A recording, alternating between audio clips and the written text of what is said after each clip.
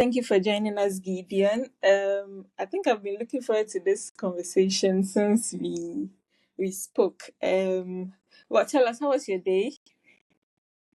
The usual Mondays are very, very stressful for me. I have lots of meetings to attend to, so I have to work as usual. So combining both kind of makes the day very stressful. Yeah, I know, right? Okay, so Gideon is very passionate about financial literacy. That's why we are having this conversation today. Gideon, kindly help us with an introduction and a brief background of what you do. Okay, thank you very much for this opportunity. It's been a pleasure. It's my pleasure to be here today. So I'm Gideon Kombian, Mm. Executive Director of BITFIAC Initiative. So BITFIAC, our Okay. main focus is mainly financial literacy, trying to bridge the gap between the financially literate and illiterates, but our core focus is on women at the moment. So we're trying to bridge the gap.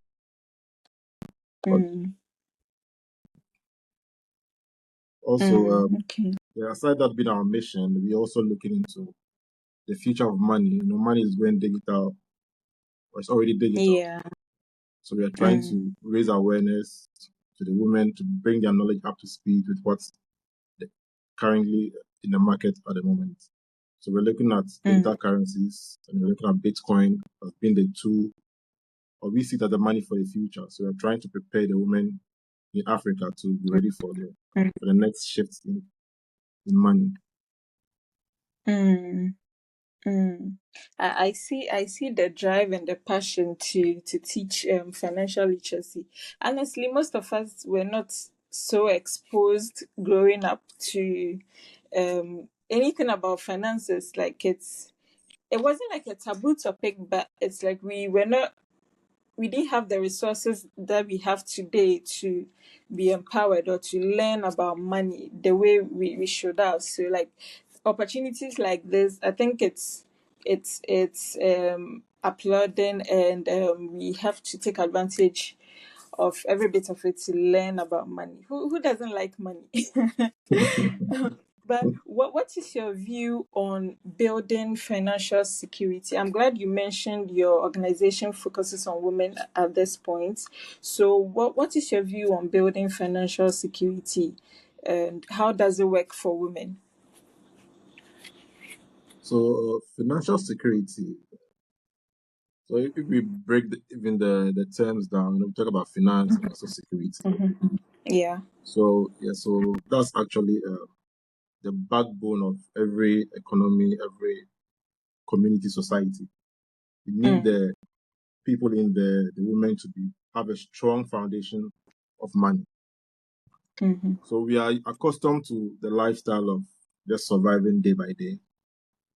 When you ask people for their long-term financial goals, you'll be surprised that many do not have any goals. Yeah. They're just used to, okay, I'll work and make some money, I'll start a business and see what happens. So there are no any strong goals when it comes to finances yet. So we want to help build a strong foundation where money is not just about surviving, but your money actually grows with you and also works for you.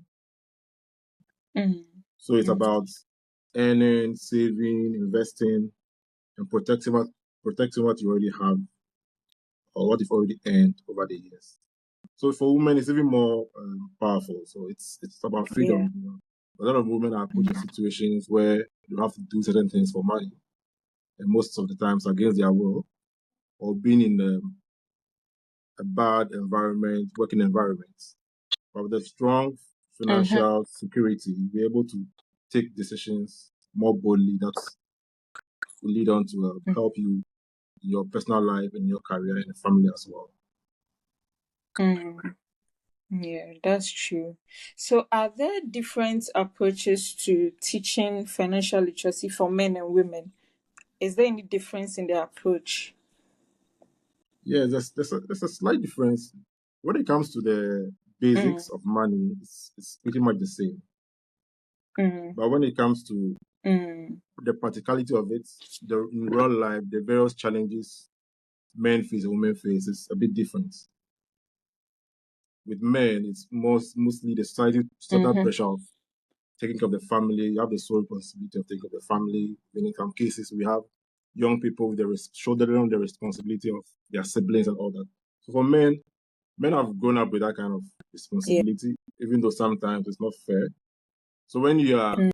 dealing with men, it's a bit different Mm. from women. And also with the various stages the women are in. Mm. We are dealing with the young people in the universities or just out of school, and even the senior high schools. Mm-hmm. It's a bit different. And also those who are older with married women with kids and all that, even the approach to them is different. So for the younger women, single women, Mm-hmm. we focus on learning how to have strong habits. You need to pick up the habits very, very early. Mm. You don't wait till you start making millions Yeah. before learning how to save. As Yeah. one That's true. experienced financially literate guy told me that if you can't save one city when you make 10 cities, don't expect to save 1,000 cities when you make 1,000,000 cities. Mm. So Yeah. no matter how much you make, you should try and pick up the habit of saving just a little bit.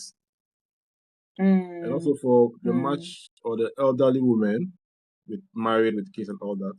So usually the focus Mm. is usually on protecting their wealth, like what they've already worked and saved over the years, Oh. how to Mm. protect it, show them the various investments that can help Mm. build on what they already have and all that. So we try to provide them with something that gives them stability to carry on with their Mm-hmm. works and later on. So we don't want them stressing over money in the latter years when they're supposed Yeah. to be relaxing and taking care of their health. Mm. Mm. I Yeah. think it's a good foundation you've given us already. And I want earlier you mentioned your organization's efforts in improving the financial lives of women or teaching them how to be financially potent. I want to know what are some of these initiatives your organization has put in place to support women's financial independence. So we currently run beginner courses to teach women about how money Mm. works. So you teach them Okay. how to save, how to invest, and the various financial tools that we have available to use to help us in our daily lives. So Mm. just beginner friendly courses. Then we also introduce them to digital currencies like Bitcoin, so they can use Yeah. Bitcoin as a tool to protect their wealth in the long term. But there are a lot of misconceptions about Bitcoin, so we try to clear that up for Yeah. them to recognize Yeah. that as it's just a tool. Money is just a tool. Any other thing is just a tool. So you use it as a Mm. tool to protect your wealth in the long term. So that's one course we run. Then we also have community events whereby we go to Mm. less privileged communities to speak to the women Mhm. organizations. We go to churches Mm. to speak to the women organizations. Mhm. So we try to have outdoor events as well. For the beginner Mm. course, that's mainly online. It's done online. It's a 7 week course. Mm. Mhm. But we have outreaches that we also do. Then we also have Mm. school outreaches where we try to get to the younger women as well for them to Teach, learn teach about them. money Yeah. and pick up their very habits. Yes, so it's important for us Mhm. to teach them to pick up the Mm. habits very early. And Yeah. That's very important. even at that young age of 15, 16, we Mm. usually ask them to talk about some of the challenges even they as girls are facing. And I think most Mm. of them so far is has to do with impulse buying. And Yeah. I think that's a challenge with the common denominator amongst all the students we've spoken to, like over 2,000 students so far. And it's been about impulse buying, and mainly because they are always online, you're on vacations on Instagram, Yeah. Snapchat, They see and they so see a lot many. of Mhm. advertisements and all that, Mhm. Mm. and they try to hustle their parents for some money to Mm. do To all get that. Yeah, so we all the fancy stuff. Mm. so we try to give them proper structures to go through. Mm. I remember when I was younger with my younger sister, my kid sister, so my dad taught us savings, how to save. It wasn't like a very early stage, but I think I was in junior high school by then. And what happens is whenever we go to school and they give us our feeding fee, we are Mm-hmm. able to save a percentage. And do you know what we're using those savings to do? So let's say at the end of a month, we just go to my dad and be like, okay, so how much do we have in our coffers? He'd be like, well, initially he was saying that, oh, I'm using it for you, I'm using it for your upkeep, I'm using it. But later he realized he realized we were very passionate about like the savings, and we also loved books. So we decided that okay, we are going to use the savings to get books. So when we gave him like that goal, he helped us. So sometimes even if the money is not enough to get us the books we want, he adds up. So every time we're going to the bookshop to get books with our savings. So that's how it started for some of us. But unfortunately, we couldn't pick up later in life. We had to I slack. know. Life I'm, happens. I'm glad. Yeah, life happens. Adulting. I'm glad Yeah. you mentioned the community outreach programs you do, because I was going to follow up with this question that it looks like financial literacy is more it goes down well with when you're handling the literates, like the educated women or the elites and all that. But these markets women and these women in the rural areas or girls in the rural areas, how do you impact them? So I'm glad you mentioned the community outreach. Maybe later we'll go into how you handle women in such areas, because most of these market women, they do this little susu savings, and some of these Yeah. people end up running away with their money. Very true. That's very true. Yeah, so we'll go into that later. But recently, I saw this post on social media. I think it was on a Forbes page, and there was this caption where a top financial expert and an investor was advising women to resort to bootstrapping than applying for funding or sourcing capital funding for their startup businesses. What is your take on this? Okay. So I think both sides. I Please think both. explain bootstrapping and then we can go on with your Okay. take. Yep. So bootstrapping is mainly you trying to pull resources on your own. Mm, It's like it's mm, not, yeah, like using your own money, the little you have to try and set up your business and work with it.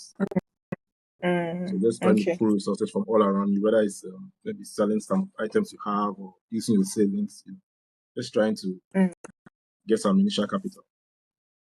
okay.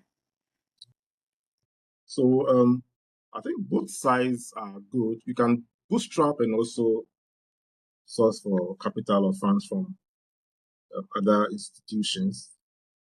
Mm, But I think for small businesses, usually mm, they are advised to try and bootstrap to test your idea, whether it's going to be something the market will buy into. So you don't want to just mm, have the idea, try to get some funds or loan from mm. a financial institution, then your business idea doesn't turn out so well, Yeah, and you're it's already at risky at for a a start. loss. Yes, it's risky for a small business or a startup. So Mm, usually bootstrapping is usually advised, because one thing it does is that it teaches discipline.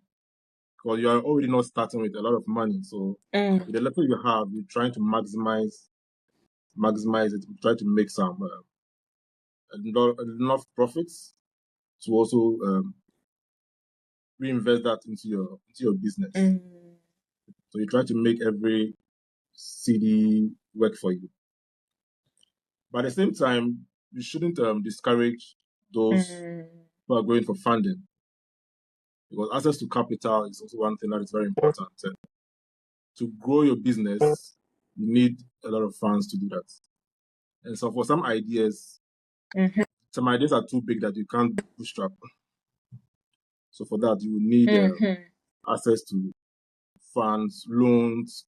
Of or support. grants, or even try to get some investors to come on board to Mm, try and get mm, your business going. So mm, for women starting out, if you're a woman, you're listening to us and you're trying to start out, we advise that you mm, start small, but you think big. mm, So, mm, you have a plan, a growth plan that you want to go on. So you build a foundation, then as time goes on, you increase your numbers, your sales. Then from there, once you have a mm, proof of concept, proof that this business works, you can put that before mhm, any financial institution and they'll gladly support you. mm.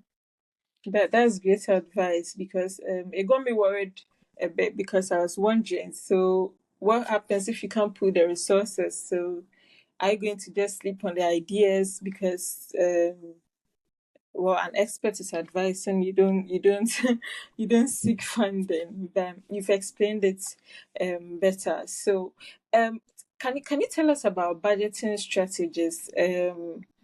What are they? Can you explain it to us? And are there any recommended ones from your perspective?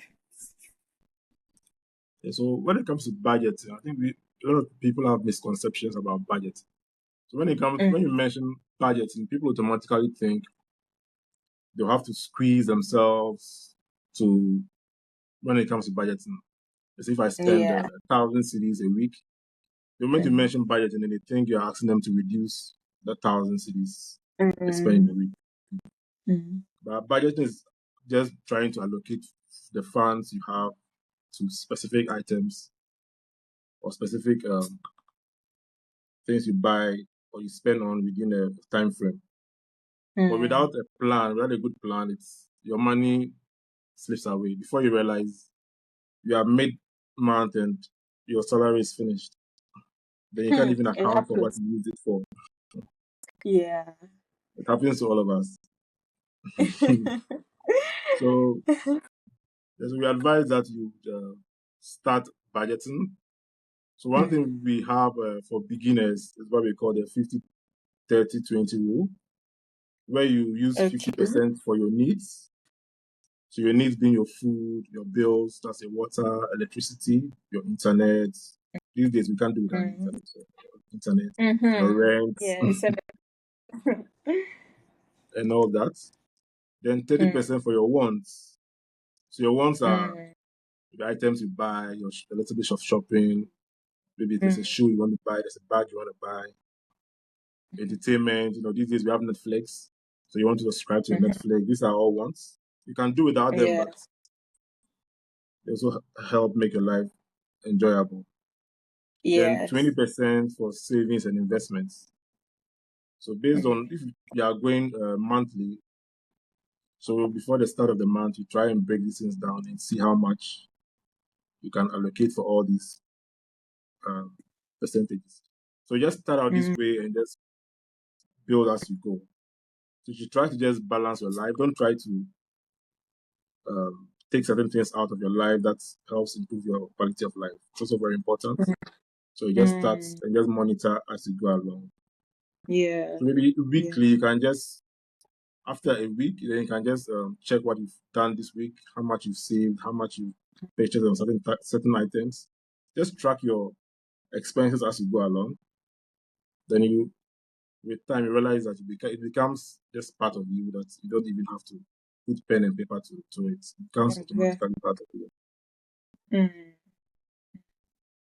Sometimes we stretch ourselves too much. I remember some time ago I was trying to do the 50-50, 50 for needs and wants and 50 for savings, and I realized it was unrealistic because there was so much I needed and I wanted, and then I wanted to save, so it messed up the whole process.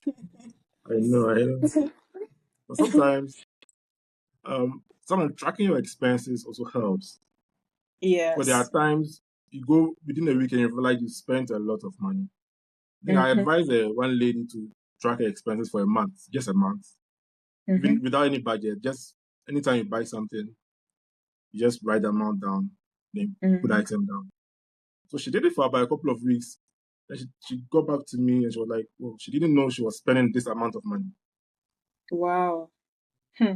But you get to realize that the little items you're buying, they add up. The little amounts add up. Yes. Yes, those tiny, tiny expenses. Hmm. Yes. So once you Mm. track them, you're able to know that there are certain items you don't even actually need. You can just eliminate them from your Mm. budget completely. I'm enjoying the conversation. Can you shed some light on? You mentioned investment earlier in one of your responses, so I want us to go deeper into that. Can you share some light on some investment tools and strategies? You mentioned Bitcoin or cryptocurrency.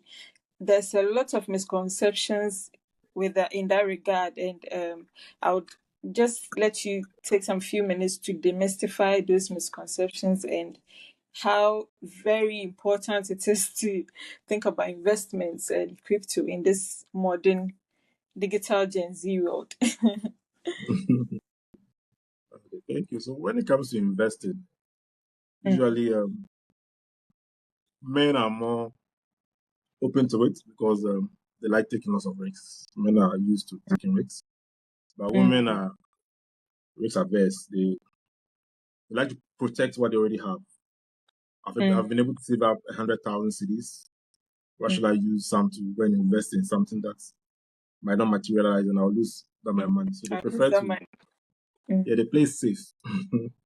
mm. Yeah, but the funny part is, or the other side is once they get to understand, they realize that they are even more into it than the men. Mhm, Yeah, mhm. because as they saying, they say women love money. So once they realize, oh, this is a good opportunity, then they That go is all not in. true.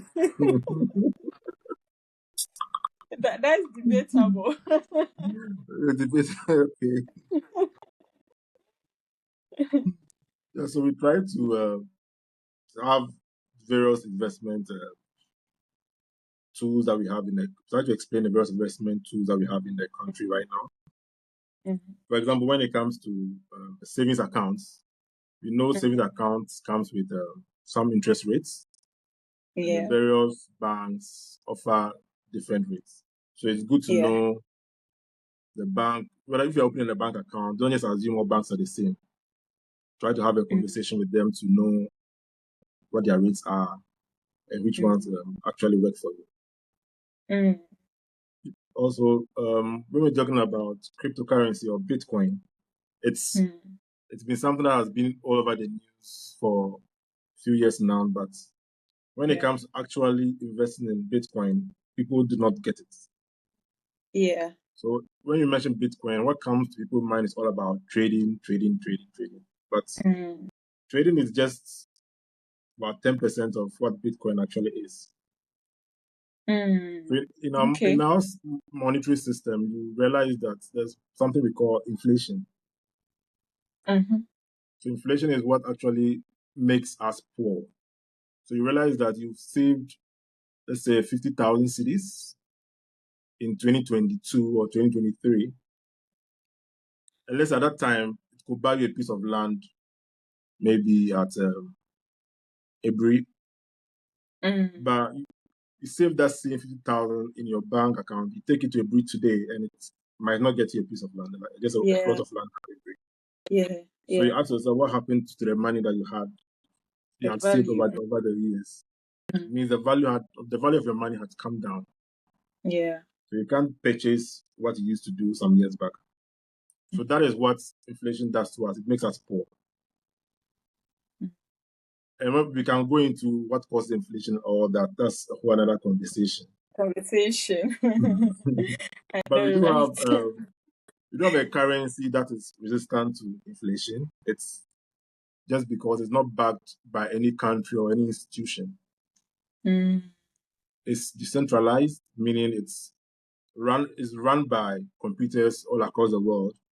So we have mm, computers that are running this software producing Bitcoin that enables us to make transactions with it and also mm, use as a store of use to store unit of store our monies that we've made over the years. mm. So because of that, we realize that Bitcoin actually appreciates against any local currency we have Current. in the world. Mm, Yes. yeah. So Yeah. Having your money in saving in some of your money in Bitcoin actually helps you in the long term not to lose value on your money. So that's why I introduced Bitcoin to my students or to those who I come across to try and explain to them Mhm. how Bitcoin is going to help them in the long term, not just trying to make some quick money and all those are social media Mhm. uh, And the scam, things you know. that are running around. Yeah, people Mhm. paying influencers to just hype whatever currency they've created to try and make money quickly. Those are all hypes around, but when you get down to the basic details, Bitcoin actually is a tool that came to solve the money problem we have currently in the world, whereby Mm. everyone is becoming poor each day. And the only ones who get richer are those that are close to You know, the top. you know. Those close to the top, those in the middle and the bottom Hmm. are always struggling. So you realize that you're going to work very hard each month for We're 40 just years. running in circles. So that's what even one of the reasons why I started the initiative. I realized it Mm. became a poverty cycle. As a Yeah, parent, you work very hard, take care of your the span kids, gone. Oh then you go on Lord. retirement, then you are broke. Then the kids also go through the same cycle. So it keeps repeating. So Hmm. once I started studying Bitcoin and money, that was about 6 years ago, then I realized, this Bitcoin brings something else onto the table. Mm. So that's why I advise people on that. So aside Bitcoin, there are also other investments that you can go into. So there are stocks.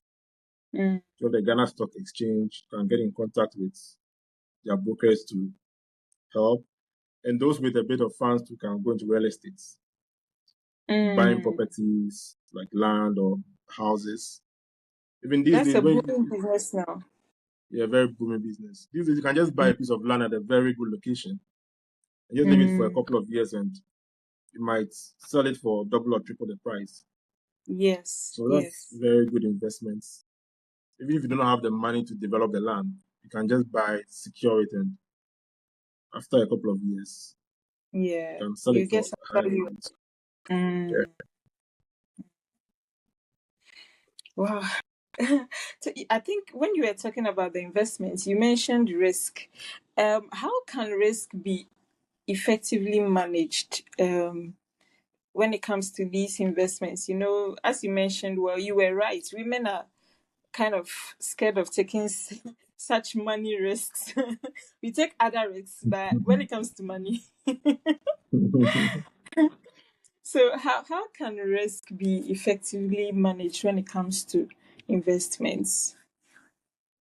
Okay, so when it comes to managing risks, so I think that risk management is a full Of course. program that we can run. Yes, but so risk is part of investments. It's the Mm, higher the risk, the higher the reward. The lower the mm, risk, the lower the reward. It's something we all know. But mm, to manage it, it's one way is to diversify your investments. You don't put all your eggs in mhm, one basket. mm.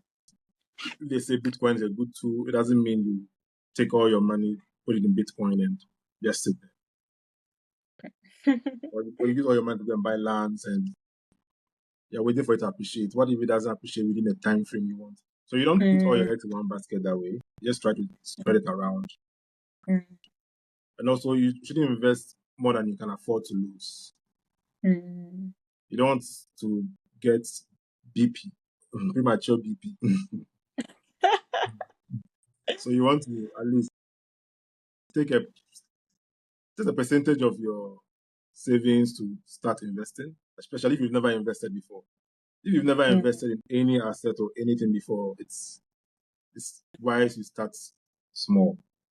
mm, Yes, well, one thing about investing is that there's what we call emotional investment. You shouldn't invest based on emotions. mm, You shouldn't hear that maybe there's a good business, maybe there's a good mm, business happening around a mm, certain area. So you also, based on what you've mm, heard, you're hyped up, mhm, you go and set up the same business without even doing much research. You shouldn't, especially when it comes to this online. jobs and Business. all these businesses here. You Mm, shouldn't do it based on your emotions. And mm. also, you should keep learning. That's very, very important. You should Yeah, always learn yeah, about yeah, money. Try to understand whatever yeah. investment you are planning on going into. Look at the risks, rewards, just and use your discernment to make Mm, decisions. And also mm, have an emergency fund. I think that's one thing that is cause a mhm. lot of panic. But once you don't have an emergency fund, use all your money for an investment, and it Hmm. goes bad, then you realize you ask You're going to yourself, end what are up you going to broke. do for the rest of your life? Especially when it's a scam that happened, Oh especially I Lord. think in Ghana. I think the most recent big one we had was men's gold. Yeah, then I'm So one. we had a lot of Yeah, people, yeah. even their life became miserable because they had no emergency fund because Hmm. they put all their money in it hoping to reap rewards. So it's good to have backup so that you will not be forced to make certain decisions when things go bad. Mm, mm, So the risks will always be there, but we should try and make smart choices mm, to help us keep calm and have things in control. mm. To keep calm and have things in control. I think I love that. Mhm. Okay, so we are getting to the end of the conversation, sadly. Wow, um, already. I want you to share with us how women can overcome challenges that impede their financial independence or decision making. You know, the system doesn't favor us women when it comes to money. I know you may disagree, but that's a fact. A man and a woman will be doing the same job, same skills required, same working hours, and the man will be earning more. So the system doesn't really favor us. So, from your perspective, how are you going to advise women to overcome these challenges and own their financial independence? But when it comes to the challenges, the women Mm, face their own unique or peculiar challenges. I think mm, one of it is lack of confidence or mm. fear of making a mistake. So Mm, I think these are things that are attached to our culture. You are afraid of making a mistake for people to laugh at you, people to scold you. So from childhood, you don't want to make a mistake for your parents to scold you. So mm, you just play safe, play safe, play safe. But we know in the world, the world is not a place where it's not for the calm or it's not for a place for mm. safety. It's a Yeah. very harsh reality. So Mm, one thing you can begin with, as I say, I always keep saying is financial knowledge. You build on your financial knowledge. It's not something that we are mm. taught in schools, as you said Yeah. at the start. Never. We are not taught about finance. No one teaches you. Mm. The only thing that you'll be told is save your money for the future. That's all you'll be Yes. told. Yeah. Yes. But we know saving your money is not a guaranteed way to Mm, having good financial future. So you should mm, learn. So the more you learn, knowledge comes with confidence. The more you learn, it builds your confidence. You can walk into any financial institution mm, and you talk to them as an expert, even though you'll be asking what work do you do, but they want to know your background, but that's not your field, but you'll be able to express yourself well. mm. Another thing is negotiations. Women are very good negotiating when they're buying items. Even the seller would be surprised they sold it for that amount. That's true. Yes. But when it comes to salaries, as you mentioned, women are able to Mm, negotiate mm, mm, better salaries for themselves. mm, Even though the business might know that you're actually worth this amount, but they mm, try to bring it down because the women have one, I don't say it's a bad trade, but in terms of negotiations, it's not a good trade. Being agreeable, try to be modest. Yeah. yes, being very Mm, agreeable. But the job they come to do, you're supposed to be paid 5,000 cedis in a month. mm, But then they propose less, then you're like, okay, let me accept it for now. mm, You're able to stand up and say, no, I demand this as my salary. So you should try and negotiate better deals, business deals. mm, mm. And also, we should trust our instincts. That's very, very important. So you trust your instincts. When a decision doesn't feel right, don't go with it. Mm. And you surround yourself with the right people. So as you want to grow financially, try to surround yourself with people that are already there or higher than you in the journey, so you can learn from them. Mm. You attend workshops, try to make connections with people. Don't just Mm. be someone who just goes from the house to work, to church, back to the house. Come back But that home. cycle is that cycle wouldn't help you grow. So you should Mm. try and expand your circle and meet people that are doing very well for themselves. And once you're able to go through all this, you'll be more confident to make better decisions because you're backed by a wealth of knowledge in doing that. Mm. Thank you. Thank you. These are very powerful insights. I think I was going to follow up with maybe you've mentioned some, but maybe you may still want to add up some long-term financial planning strategies women can go into or adopt to improve their financial independence. Yes, yeah, okay. I think I mentioned some like Yes. Yes. having an emergency fund, which is very Mm. important. So you have Mm. about 3 to 6 months worth of expenses. So that also ties into knowing how much you spend in a month. So if you know in a month you spend 2,000 cities, Mm. try and have about 9 to 12,000 just set aside Mm. in case things go bad, you lose your job, your business collapses, and all that. So you wouldn't be frustrated to make certain decisions you don't want. You can be calm to try and rebuild everything. And to just set Mm. long-term goals. We are very, very. I've spoken to a lot of people. Our goals are very, very short-term. I keep mentioning Mm. it to everyone. Our goals are so short-term. But someone Mm. told me they don't do investments more than. A lady told me they can't do investments more than 6 months. They can't invest Hmm. in something else more than six I'm months. guilty. And I was You don't know struggling to what's going to comprehend. happen. 6 months. That's a long time. 6 months sounds like a long time, but in 2025, we are just getting to the fifth month in 2025. It's not a long Mm. time. Yeah. As a, Yeah. you don't want to part with your money for long, but money is not supposed to stay on you. Yes. Yes. You should treat yourself as a bank. The banks don't want to save. Banks don't want to keep money with them, Mm. Yeah. but they Yeah. see money as debts. The longer the Mm. money stays with them, they know the money depreciates. So the longer they Mm. stays with them, they run at a loss. So they try to offer Mm. loans, they trade, they do all sort of things to grow the money. Mm. So The we should also value. look Yeah. at it from yes, we should look at it from that perspective. Mm. So you should try and set long-term goals. For that one, it helps you build a better future. So assuming you Mm. just got out of the university, set a long-term financial goal, Mhm. maybe 5 years. In 5 years, you want to be at this level financially.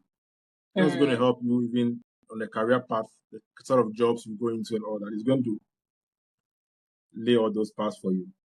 Mm. And also, Mm. one thing about investment is that people try to accumulate a huge sum of money before they go into an investment. But it shouldn't Mhm. always be like that. You can start Mm. early, small, but you should be consistent. Mhm. Mhm. You should be Mhm. consistent with your investments.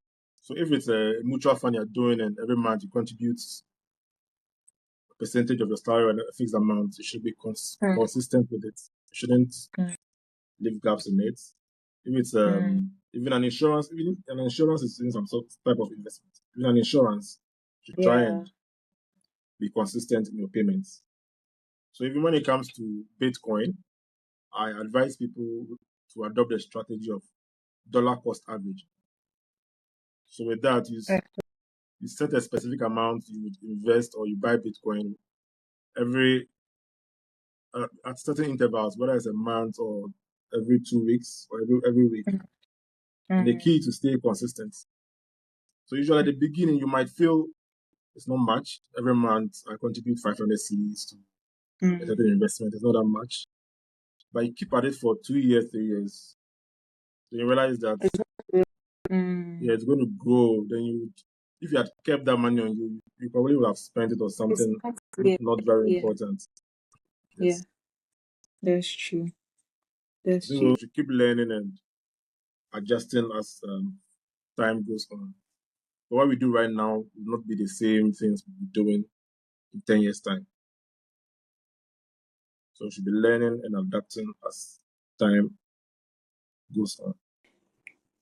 I wanted you to explain or advice. Advice is more of the word. So what advice are you going to give to a woman who is planning to quit her 9 to 5 to start up her own business? What advice do you have for a woman in that situation?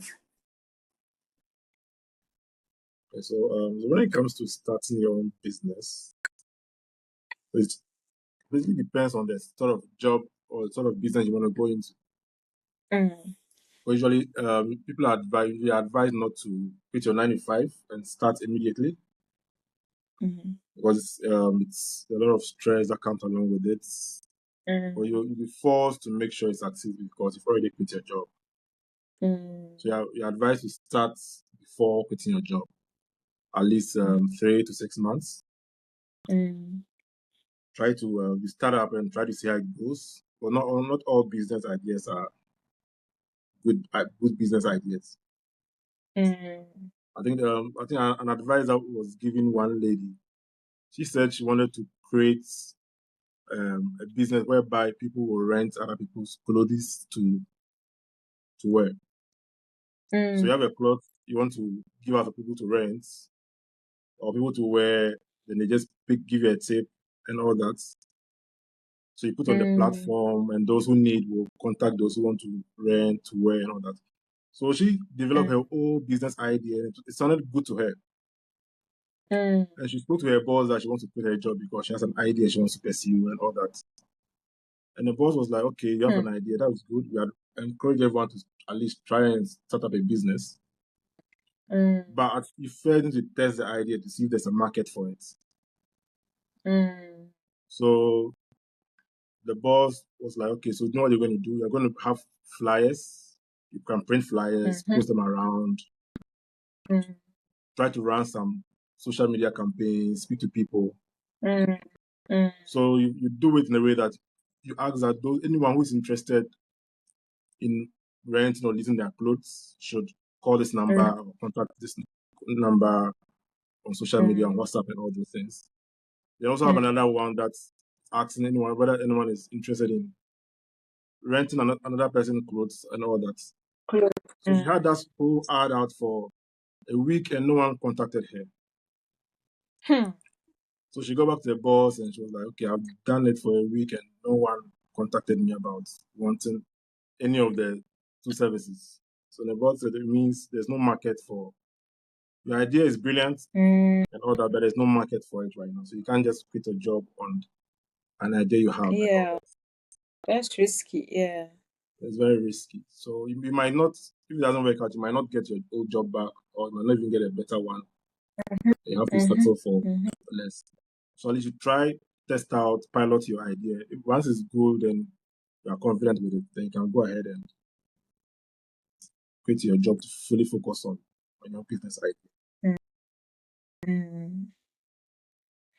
Well, well, in my opinion, it's not like something I would totally rubbish, but I feel like doing business in Ghana is really expensive with all this tax and it's. I feel like you need to really plan and save and do a lot of research because you may end up getting frustrated and broke at the same time, and then you have to now start from scratch. As you said, you may not even get your old job back, or you may not even get a job as good as your old job or something. It's going to frustrate the whole journey. So I think it's something that needs a lot of research, thought work, and planning. Yeah, yeah. So I agree with what you said. I agree with what you said. Whew, thank you so much, Gideon, for spending time with us today. Would you want to share some final words before we wrap? Yes. What I would say finally is that we should, let's keep saying it. We should keep learning. We should try and learn Mm, something new about money every week. So mm. we could, at least for the next month ahead of us, we should try and just learn something new about money every week. And we should That's a also, lot of things. That's a lot of things to learn. or just one new thing about money. Each Oh, week, one yeah, new thing. sure.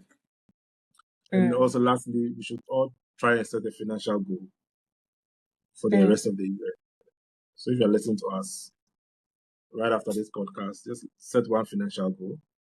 It doesn't have to be mm, big. Goal doesn't have to be big. It could be as little as I'm going to save 100 cities every month for the rest of the year.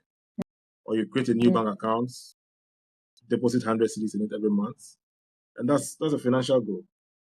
So let's just mm. try and set one for ourselves, and in the long run it's going to benefit us. So that's That's what I very have. good advice. Mm. Thank you. Thank you so much for having this wonderful session with us.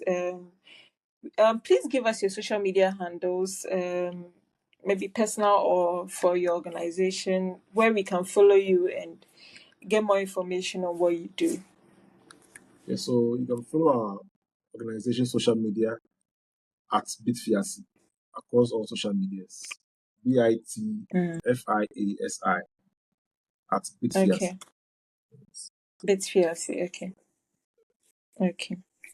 All right. Thank you so much. And maybe another time we will have you on to give us a whole lecture on Bitcoin. Yeah, Someone is. I'll be glad to do that. All right. Thank you so much. Enjoy your evening. Thank you so much.